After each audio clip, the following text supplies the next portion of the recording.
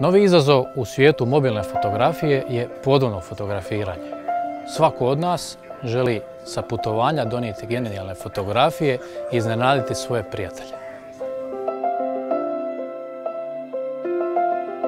Danas se nalazimo u Manarani centru, konzervacijskom centru za kornjače i okušat ćemo našu sreću sa ovim predivnim stvorenjima.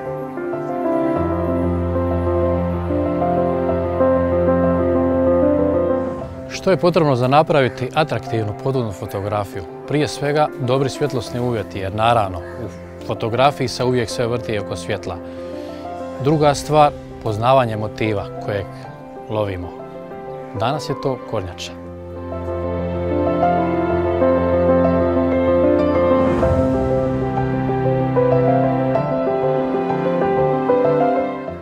Kako smo već rekli, potrebni su nam dobri svjetlosni uvjeti, znači izlazak, zalazak sunca ne bi bila baš dobra opcija, posebno na većim dubinama, osim ako želimo uključiti podvodnu rasvjetu, ali to je već neka druga priča.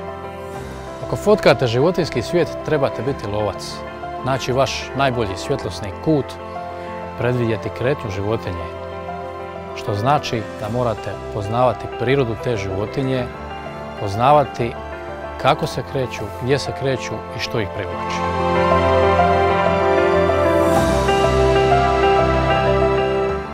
Podvodni svijet je svijet za sebe, zato mobitel u ruku i pod vodu.